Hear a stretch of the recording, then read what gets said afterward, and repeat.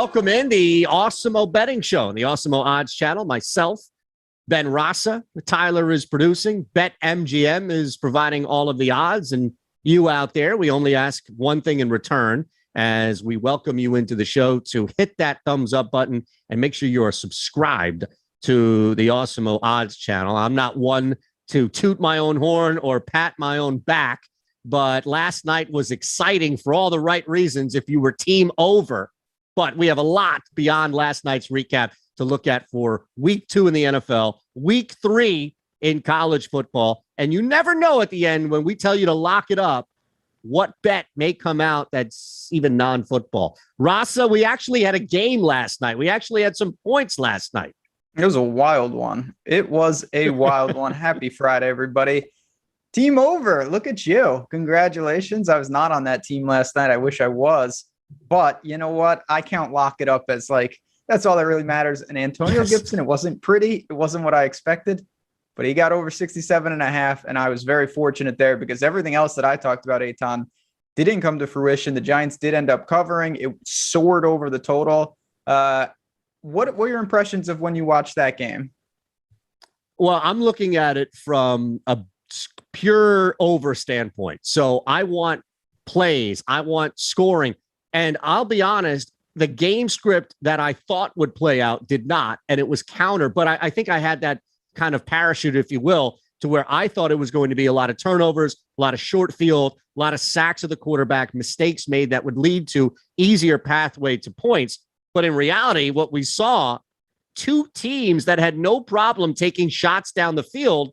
And let's be honest, they have bodies to do it. It's just the line on the Giants side and the backup quarterback element on Washington's side. But to get to 59 points was a little bit of a surprise to me. I thought going over 40.5, we would comfortably slide in around, 44, something like that. But just looking at it from an overall standpoint, moving forward, from a betting standpoint as well, if Taylor Heinicke's there for the rest of the season or he's there for the next month, they're going to throw the football. And Daniel Jones, we already knew that over rushing prop hits, by the way. We already knew that they were going to move him around a little bit. I was a little surprised with how many deep shots they took down the field. So that's something I think if there's one big takeaway, Ben, it would be that both of these teams, no matter the circumstance around them, are going to try and take shots down the field. And we should probably factor that in moving forward.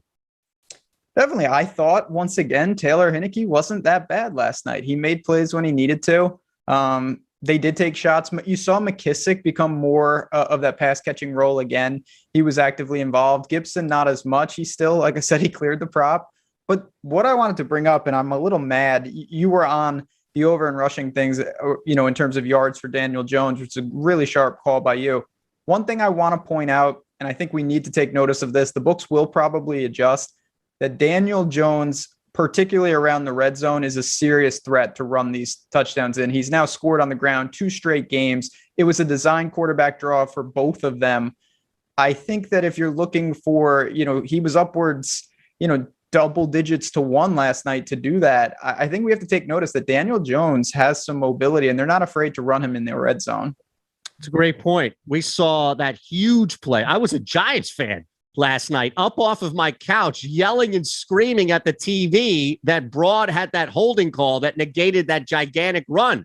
But you're right. I mean, this is another element of Daniel Jones and really this offense that we thought would be non-existent for the most part, where the red zone to their own 20, they're going to take some shots with Jones on the ground. Especially, I love that point about him scoring as you get closer into the red zone and being a real major threat for a QB draw. No doubt. And I think it's partly because, listen, Saquon had one very impressive run last night, but other than that, he did absolutely nothing. And I still think he's working back. We'll see more, but right now, Daniel Jones is a serious part of this rushing attack. I don't think that's going to change in the near future. So that's something to take notice of. Tough loss for the Giants. People around here are not thrilled. But at the same time, overall, you know what? The main pieces of both of our cards cashed. It wasn't perfect. By my end, wasn't even close to perfect. But when you get the core right, that makes everything a little easier to swallow. That's why you spend the entire time listening to this show. So you get the lock it up at the end where we give you the confidence plays. That's exactly it. That's all that matters. John Shelton on the chat going to the window to cash that over Damn right. ticket. TC Rivera was right. Washington's quarterback is a slinger. You know what's crazy too, and I'll just my final thought on the game. It was so hot and cold, meaning from the play calling standpoint, if there wasn't a risk or just trying to put the ball, jam it in the hands of either McLaurin or Thomas, there was some really the running plays for the most part, and a lot on the Giants. Just uninspired play calling. It really was no middle ground. It felt like it was either just a throwaway play or it was take a shot 20, 30 yards down the field. Very rarely do we get that kind of in between. Good play, good yardage, but nothing spectacular. And it also wasn't dog shit. I just don't know. The Giants are a team, you see flashes of it, and then they just have a lot of pieces that they still haven't worked in. Tony, no touches last night. Obviously not what they drafted him in the first round for. Kenny Golladay, not really a factor. Shepard took a lot of that volume. So I think they have to start to find kind of that hierarchy and integrate these guys. Again, Saquon's not back to 100%, obviously. You see flashes, you're 100% right. But at the same time, you see other flashes where you say this team is headed for the basement of the East. Yeah, and here's the thing about the division and everything moving forward. And we'll talk about this as we now fold into the weekend. And before we get out, we'll definitely give you a couple of plays to keep an eye on week 3 in college. Here, everything we're doing, of course, is powered by BetMGM. So I did want to remind you, as Rasa brought this up on yesterday's show, we have ramped up our offer when it comes to what we're doing with BetMGM. All you need to do if you're a brand new BetMGM user is deposit at least $10 into BetMGM. Use that link you see pinned right here in the chat or on the description of the video, and you're going to get 3 free months of Awesemo Plus Platinum. That's $100 a month value each month. So that's an extra $300 on top of that, where you'll get full access to everything we have on site, Awesemo Plus Platinum. You'll also start with a risk-free bet up to $1,000. That's insane. We took $1,000 risk-free bet and we've added $300 worth of value. So make sure you are playing what we're giving you at BetMGM and using that risk-free bet. So beyond last night, and again, we'll kind of have to wait and see how things play out with more divisional matchups in this NFC East mess. We have Sunday, and I'm always intrigued because you've done the due diligence so far. We're on Friday now. This is it, full focus on week 2 of the NFL. So I'm always intrigued where you begin, because I imagine that's where your strongest field, your strongest play, doing all the research, looking at all the numbers, factoring in some injuries as well. And we just had one with Everson Griffin on Minnesota, who is now going to be out against that Arizona Cardinals team due to a car accident. But where are you looking first? What's the one focus that you have that you feel the best about? So I think week 2 is uniquely interesting in the sense that we only have one data point, but everybody is still so hungry for NFL that we have to create drama. We have to take these storylines from, the Eagles are incredible to Buffalo is regressing to the Texans aren't nearly as bad. And I think you see some of that in the spreads. It's not just blindly reverse everything you saw, but I do think we can go to some spots. In the first game I want to ask you about, Cincinnati got the job done at home in overtime against Minnesota. Now they hit the road. They go to Chicago. Chicago looked awful. They were outmanned and outplayed by a Rams team that I do think is really good, though. You see the Bears 2.5-point favorite at home. I think most people, going off what we saw last week, are going to say, oh, Cincinnati all day. Cincinnati's going to win outright. I find myself leaning to Chicago, though. I think that this is still a pretty good team. I expect the defense to be better. They were terrible last week. Am I maybe thinking too close into it? Do you have a lean on that type of game, or were you drawn elsewhere? I didn't like this game initially with that short line at home for Chicago. I do feel like Cincinnati got a little, to use the term lucky, but that review that couldn't be reviewed with Dalvin Cook and the fumble, who necessarily knows. But I also, now that I go back on this game, and I hate to throw it right back to you, so I'll make the statement and then you react to the statement, but I still feel like we're in this gray area of the books not really knowing who Cincinnati is. And this is an improved football team that we may be able to get ahead of now on this game before you start seeing something where if Cincinnati wins a couple of games, 6 weeks from now, this same game is Cincinnati -2 or Cincinnati -2.5. That's what I think is more reflective of what's happening here, especially because of the quarterback situation in Chicago. So that would be my interpretation of it. If I had to make a play, and I understand that it's a little crazy here, but I think that this is a Cincinnati victory. I'd be more interested in looking at the money line at +120. The 2.5 points at -110 is totally okay with me. That's fine. But does that make sense? I feel like we're still in this gray area of people not really sure how good Cincinnati can be. And this is one of these prove it games where I think at the end of the day, they do prove it. Yeah, we are completely in line until the end. I see eye to eye with you. I don't think they prove it. We're going to find out. These are the type of games if Cincinnati's going to take a step and be closer to the Ravens, the Steelers, and the Browns in that division, you got to win games like this because the Bears are clearly struggling and they've got offensive line issues. But there's a million games. I mean, I looked at the Steelers. You see them sitting -6.5 at home. The Raiders are coming in off a short week after a ridiculous Monday night game. They've got major injuries to the offensive line. The Steelers were very impressive against Buffalo, but it is nearly a touchdown. I mean, do you think that Carr and this offense can have success? Or do you think that going in there on a short week is maybe it gets out of hand quickly? There is something about this game that I wanted no part of because of that line, because of how, and look, the Steelers needed a block punt. The Steelers didn't come in and dominate circumstances to just hand Buffalo an L week one. The Raiders needed overtime. There was a lot of factoring in variables that I don't think are consistent week to week. 6.5 points right now is ridiculous for a team that just comes off a win at home, mind you, but still, is there a letdown factor that I'm missing? Is there a momentum factor from Pittsburgh that I'm missing? It just seems like even though at home and the Raiders defense being a little questionable in this matchup, 6.5 is a lot. I tell you, honestly, the one play that I am interested in would be Pittsburgh laying 3.5 in the first half. I think that you can make an argument that the Steelers have enough right now, and if their offense is clicking to where they can get up, and we know the Raiders are dangerous when they're throwing a lot from behind. So that's the play I would look at more so than the actual line. You sound, though, like you're pretty confident on this one overall. I mean, I just think that I'm trying to play this game again of looking at what we saw. I don't know how good Baltimore really is. To be honest, they're walking wounded. The Raiders were at home in their new stadium, and it was a ridiculous game. I just think Pittsburgh is a much more well-rounded team.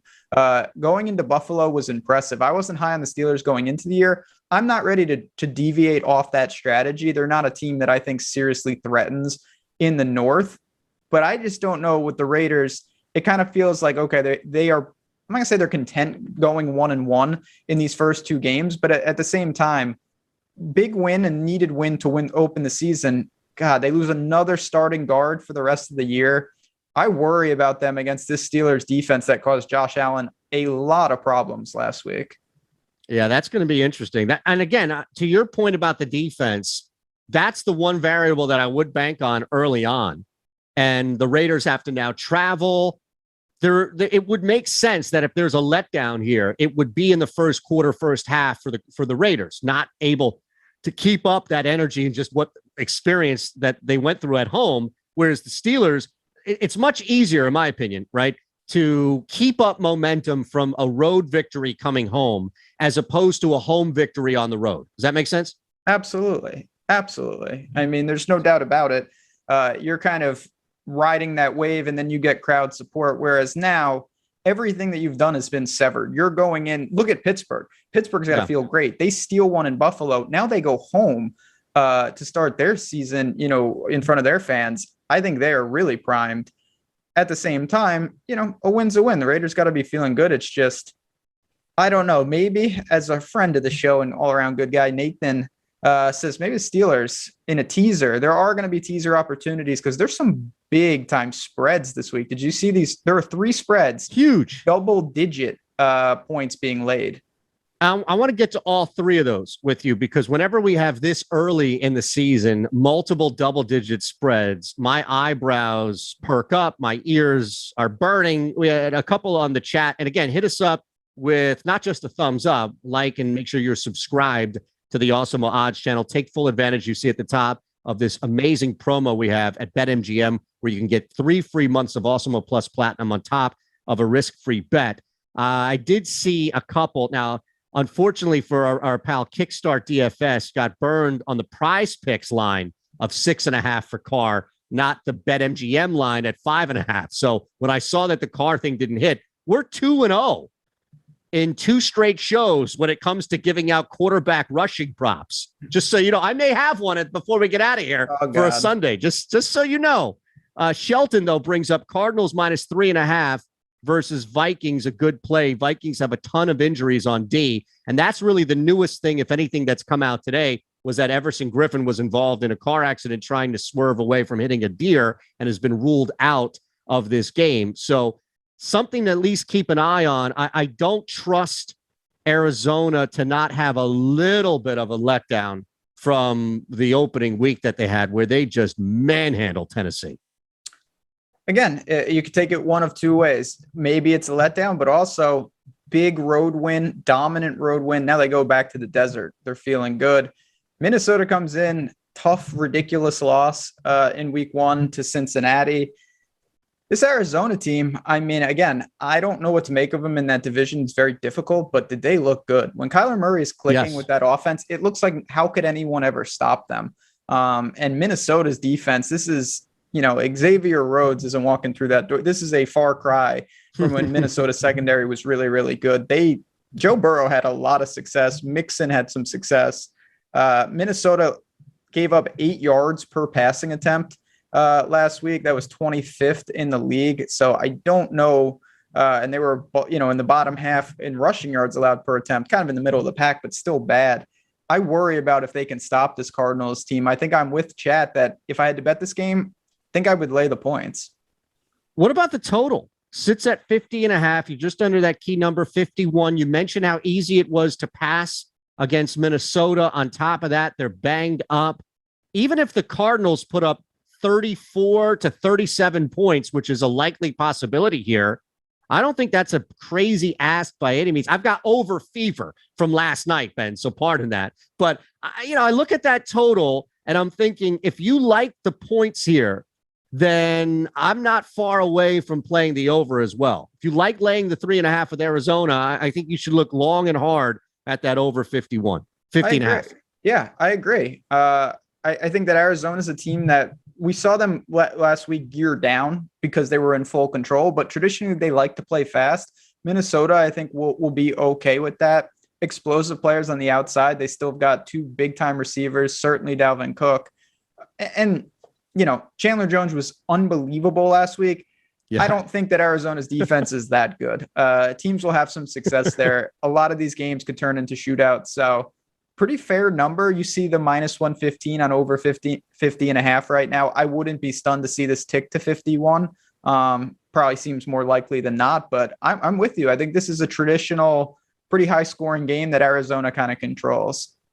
Our buddy Eric Lindquist in the chat. Chandler Jones won't have 829 sacks this time around. I think that's a very astute observation from an intelligent individual there.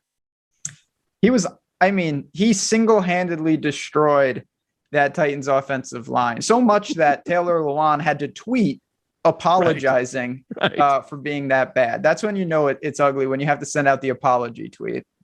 Now, I don't know if this is my negative influence or if this is just the door that you've. Okay, before I even get it out there, the teasers.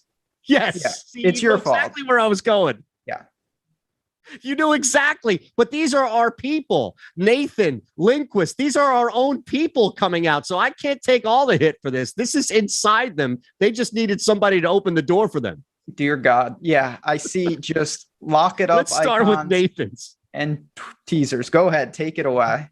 Steelers, Rams, Saints, Pats, Broncos, and Cardinals on a 6-point teaser. You're going to make Ben's head explode. There's a lot there. Got a lot of favorites. We got some teams crossing zero. I think we want to be careful there. That's always Cardinals. Some friendly advice. Don't cross zero with them. But I do like getting some of these games down, like Patriots. You're moving that to a basic pick 'em.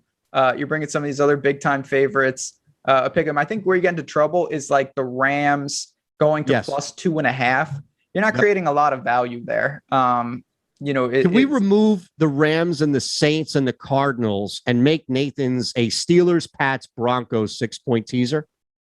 That would be a lot more. I think that's a much more prudent play. You're looking at basically 3 pretty sizable favorites winning those games now. I feel comfortable with that. Some of those games, I'll be honest, haven't dug into a ton on my personal card, but the concept of that makes a lot more sense. You're not incurring any value. You're crossing 3, which is very nice. Then we got Eric Lindquist's teaser right behind it. Go ahead. Why don't you hit that one? Because now we're pulling a lot of heavier favorites here. I think he's got all 3 in that pretty significant range. And he's basically moved everything across 10 and 7, which is smart by all means. Just go with the sweetheart teaser. Just move it through 3 as well. Just get a 10-point teaser, lay like minus 140. Yeah, I mean, listen, those teams on paper should destroy. I wouldn't be stunned to see one of them get hung up. We see this time and time again with double-digit favorites. They all are at home. Cleveland particularly should be ready to go. Honestly, Cleveland and Green Bay, they both lost. Green Bay was disgraceful. Browns lost a tough game. It's hard to think that either of those teams moved to 0-2. And then you've got Tampa. I mean, they're just better. It is a divisional game, but Tampa's just much better than the Falcons. That would be the one. If I had to pick, Eitan, and I feel free to chime in as well, of those 3, which one do you think is the most likely to trip him up in that teaser? Well, the teaser as a result, I think it's actually Cleveland. Okay. I think there's a backdoor cover there. But again, I mean, I like the numbers across the board. I'm not worried about Detroit doing what they did this week to San Fran because Green Bay is probably going to have Aaron Rodgers up there on the field when they're up by 30 in the 4th anyway. Tampa, 6 points against a Falcons team that I still think is the worst team in the NFL. So I'm okay with getting a touchdown victory there. Honestly, I'd be concerned about Cleveland, and this kind of factors into looking at these 3 games with the ridiculous double-digit lines, right? Atlanta's at 12, we have on BetMGM. Green Bay is at 11.5. And then the big one there that I mentioned with Cleveland and Houston is at 12.5. So I'll take Eric's 3-team teaser. Your question, which I still think is Houston, that stands the best chance of tripping up. If we're just looking at these 3 games on the surface, if we're just looking at these 3 games individually, which dog, you can only play one dog. And I'm giving you a risk-free bet, Ben Rasa, of up to $1,000 with our promo code Awesemo. Even though I know you're not a new BetMGM user, other people can take full advantage of that. You probably don't need the Awesemo Plus Platinum each for the 3 months, but I'll give that to you as well. The risk-free bet up to $1,000. No movement, no adjustment, no alternative totals, no crap that I always like to slide in. This is just a straight up play of the 3. And I'll lead the witness. For me, it's Houston all day at 12.5 would be the one that I play. What say you, Mr. Rossi? I get that. I think that of those 3 disturbing teams, we don't know exactly what's up with Houston. Maybe they're just a lot better than people think. Tyrod Taylor looked effective. They did play Jacksonville, who has serious issues. For me, and maybe you're right, I think it's the Falcons. And it's only because the Falcons are a team, they haven't had a radical change. Like the Lions, they ship out Stafford. They bring in Goff. They have a new head coach. It seems like it's a disaster and a rebuilding job. Houston, they get rid of Deshaun Watson for, obvious reasons here. They've got Tyrod Taylor, new regime, a lot of changes. The Falcons, for the most part, are still the Falcons of old. Now, clearly they've regressed, but you still have Matt Ryan. You've got Ridley. You've got Pitts as a new contributor. Mike Davis in the backfield. They're outmanned, but I still think they're familiar with the Bucs. They play them twice every year. It's a divisional game. I wouldn't be stunned to see that game stay a little closer. Dallas had a lot of success against that Tampa secondary. I don't think Tampa's secondary is nearly as good as people may think. The pass rush is solid. You can't run on them. Atlanta doesn't want to run anyway, though. They're built to pass. So I expect them to look better than they did against the Eagles. If not, maybe you're right, and they're just really, really bad this year, and this is the end of the Matt Ryan era. I think, honestly, that's a bet I'd be willing to take until proven wrong. Okay. Because that's what didn't add up about last week, Ben. And we've talked about this on the fantasy show. We've talked about this on the Awesemo Odds show. I know you've talked about this as well, from the Breakfast Club to writing to anything else that you're doing. It doesn't make sense that in the time in which the Falcons have proven they can move the ball when they're down by 20, 24 points, they looked worse in the second half. And look, it's not because Jonathan Gannon, defensive coordinator for the Eagles, who's 26 years old, had some master plan. It's because I think you saw that that offensive line is such a liability for Matt Ryan that it could be a problem. But I'm with you. The divisional, that's the one thing that I can't argue, is that the divisional familiarity between these two teams is probably enough for this thing, for the dog to cover with Atlanta. I noticed that neither one of us said Detroit. Detroit, the problem with them is, I'll say this, if Green Bay would have won last week, I honestly think Detroit would have a better shot here. I just can't imagine, after all week, having to answer questions that Aaron Rodgers doesn't want to deal with about, what's wrong, blah, blah, blah. It would be hard to think going to Lambeau that they're not just going to be angry. And the Lions, they lost by 8 points, but it was a 20-point game throughout. They've done nothing. Goff had some good stats, but they were wildly, garbage time-esque. You shut down Hawkinson and contain Swift, I don't know what this team is going to do, and I think the Packers will do just that. Now, Nathan on the chat, Nathan Joyce, Mike Davis over 39.5, top 3 in the rushing yard prop expected win rate this week, which we have, of course, on awesemo.com, where we have amazing betting tools where you can look at for both season long and now individual player props each week. So that's a top 3 expected win rate. That's a low number as well, because I think people would expect, and this is just my quick interpretation on it, I think people expect, it's a 12-point line. They're going to be down. They can throw. It's not going to be as bad as it was against the Eagles. You'll see more throwing. But to your point, they did try and run Mike Davis a bunch in the second half, even when they were down big. They clearly have somebody they're confident in running. 39.5 is not that big of a number to hit for somebody that we know is going to get carries. It's definitely going to get carries. I think this is just a question, though. When we started this show, the first game we talked about was the opening game, Tampa Bay and Dallas. And we both talked about how Zeke, it was going to be hard for him to push over his rushing prop there just because of Tampa's front. And I think that is the big concern. Mike Davis might have opportunities, but boy, Tampa's front historically has been absolutely fantastic. We saw the Cowboys kind of give up and say, you know what, we're going to spread them out and just try to pass it. I think the Falcons could employ a similar strategy, especially if they fall behind. If it's 17-3 at the end of the first quarter, it's going to be tough for them to say, let's start running the ball against Tampa's front. That seems like a stretch. By the way, that Steelers line did move. I wasn't positive what I got in earlier in the week. I did get them at -5.5. So that changed my opinion drastically, seeing that 6.5 number. Big difference, just to keep a couple of line movements out there. All right. One game that I know you don't like, that I really do like, and it goes into the same mentality you just laid out about why Atlanta is dangerous to cover this double-digit spread, knowing the familiarity in division. Saints on the road in Carolina. They're laying 3.5. Hasn't really budged much. The total sits pretty low at 44.5. I can see Carolina hanging in that game, but not by much. I don't really know how much I can count on their defense. So outside of relying on a couple of big plays down the field and whatever volume Christian McCaffrey has, I don't necessarily see Carolina sticking in this game. But that hook, I think, is going to push people away from this play a lot. Definitely. I totally get it. Anytime you see a road favorite within the division, and it's an ugly number, it scares a lot of people, including me at times. That's a tough number to cover.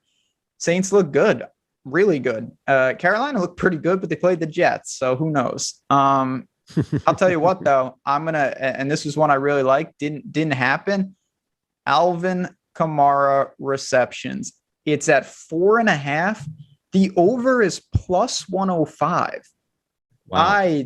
I know that he was not a focal point last week, but they didn't need him to be. I think that this is a just straight misprice at this point. When you go, to the player props here and you look at receptions made, it is ridiculous to see him at plus 105.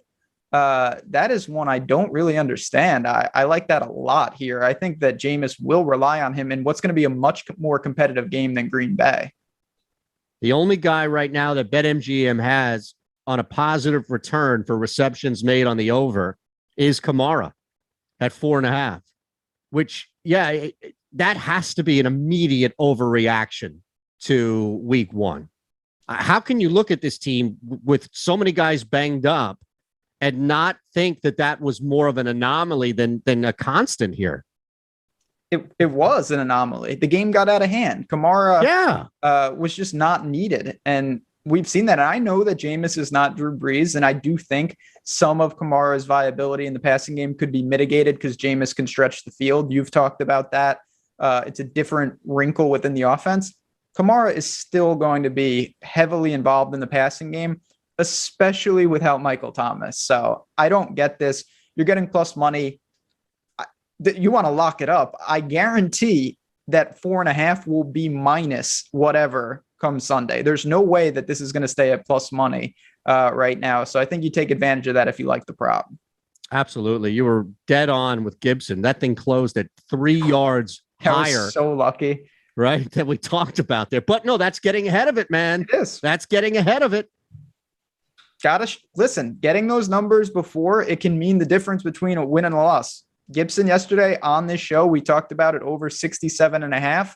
It closed at 70.5, and he did not get to 70 yards. So that's the difference between a win and a loss. You want to get plus money on your prop because if Kamara by kickoff is over 4.5 minus 150, well, that changes the entire narrative of what you're betting. And that's probably more of a stay away than all systems go.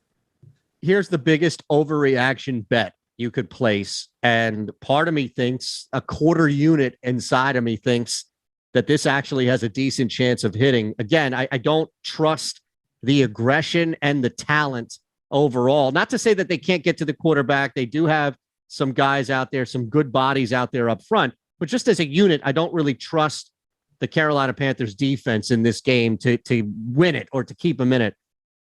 Under a half pick for Jameis Winston sits at plus 115 on BetMGM. And that is the major, because of the 5 touchdowns, the no picks, and how easy this thing was against the Packers on the neutral field and all the other things. It's only a matter of time before Winston comes back to normal. Yeah, but at the same time, Sean Payton and this offense are not asking him to take ridiculous risk after ridiculous risk.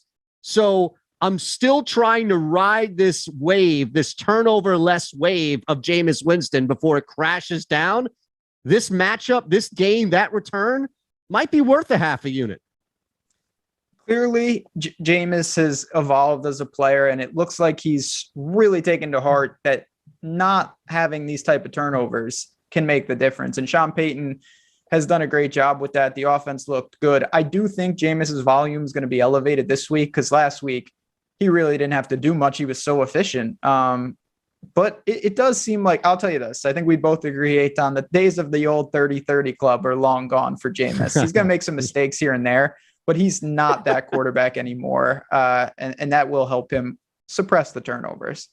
Very fair. As we see people popping up here, a reminder, hit that thumbs up button. Make sure you smash away and you're subscribed to what we're doing here on the Awesemo Odds channel, the Awesemo DFS channel, the Awesemo Fantasy Football channel as well. Always hit us up in show with your lock it up, your number one beefiest bet of the weekend. And I did see Kickstart asking about Jameis throws this time. Game stays close, doesn't throw TDs so quick. I guess you could look at touchdowns. But again, there's no real value with Winston either way at 1.5, minus 110 for the over, minus 120 for the return under. I would imagine that he's going to throw more than one touchdown, but I don't know if I just want to jump in that just to jump in it. That's all. Yeah, I think that more goes to how you think Kamara's prop goes than anything else. You need the volume just to get him over that prop. I'm not going to be touching Jameis's touchdown prop, though. Before we hit college, anything on the total landscape? I've got two, including one that I'm going to circle back here and hit you up for the lock. It's not often that I tell you what the lock it up is ahead of time, but I just want people to not stray away from this number by any means. And yes, Kevin Bloomfield, Penn State money line and the under. Lock that up by all means. White out. This defense, Auburn has played absolutely nobody. Definitely do that. I'll just attribute that to Kevin's lock it up. That's Bloomfield's lock it up with me as the proxy. Under 53 and, well, it's 52.5 now, and Penn State money line. Just a little side there before we get into college. All right. Now, the two totals I'm looking at that I'll throw to you. One, and this was earlier at 53.5. So I want to make sure that it hasn't been updated just right now with the Seahawks and Titans. It is at 54. So earlier in the week, I got in under 53.5 in Seattle. Think that there is an expectation that the Titans offense arrives. They bounce back. I think it's going to be more about keeping the ball in Derrick Henry's hands. There won't be many risks from Seattle where they're just dropping back and throwing deep to Metcalf. I think you're going to see ball control on both sides here. Doesn't mean that you won't see some points, but I don't think they get to 54. So I went under 53.5 on that Seahawks Titans game, just based on, I think a lot of people expect a rebound for the offense and the Titans, but that doesn't mean to me that a rebound equals scoring points. They can still be productive and even win this game without scoring 30 points. I have no problem with that. I'll be a nice guy. You can get 54 on BetMGM. So if it lands there, you get a push, not a loss. There you go. There you go. A little extra. So under there is fine for you. Yeah, that's fine. I think honestly, totals, nothing really stood out a ton. The one that you mentioned earlier in the show, I think is a very sharp call. Minnesota, Arizona over 50.5. You get a key number there and 51 or above. Cardinals, very, very electric offense. And I think that Minnesota will put up some points. So I have not personally bet that. We do have a show, 9 a.m. Eastern on Sunday, where I'll be there with Pete McCarthy, breaking it down, seeing what updates. That's one I'm going to revisit. But I think you put one out there that definitely has some legs in that total as well. Greg SJ1 on the chat. Could be rainy in Seattle as well. So something to keep a factor in here. All right, let's look at Saturday. Week 3 in college. I'll save that total for my lock it up. I'll come back to it because I do want to get some college stuff in here. And I'm already seeing it. Some college plays beyond Penn State. John Shelton telling you to lock up Bama minus 7.5 first half before they lose interest against Florida. Cincinnati Bearcats, Michigan State. I see you putting it up there. Where to begin week 3 in college football? Yeah, we got a lot to break down there. There are 2 games tonight. Me and Matt Gajewski will be on live before lock, so you can check that out. But let's talk a little Bama football. Yeah, they're going into Gainesville, take on Florida. I do think the public is clearly going to be on Bama, particularly in the first half, but I get it. I think they will look good. Bryce Young's been unbelievable to start the year, particularly under pressure. His numbers are ridiculous. Florida's running a dual QB system. Both of them are mobile. I don't know how it's going to work against Bama's defense. They got guys. They returned more than usual, and even when they don't, they bring in such elite recruiting. I have a feeling Florida's offense is going to be a little stagnant, and if Bryce Young is just tearing them apart with a multitude of weapons, I think that Bama does, again, roll, even though they're going into the swamp, and you can't discount that. That's a difficult place to play. There's just something about Alabama, the first half, and handling your business, and it just fits to a T with Saban and how they coach and play. And I'm with you, with a quarterback who could easily get up 14, 17 points. So much of this is on Florida and getting to that Bama defense. You wear a team down, or you at least take advantage of a team being up. Maybe there's a backdoor cover involved there. I would stay away from the game. But I feel like Alabama first half, even now where that hook, where you're laying that hook, it still feels like a sharper play than not to rely on the Tide in the first half, as opposed to just what we've seen. I mean, it's 14 and a half. You're on the road. You mentioned it's a difficult place to play. It's not like Florida is a dog shit program by any means. 2 full touchdowns with that hook just is a lot. First half just feels like it's so much more. I don't care if it's Mercer or Florida.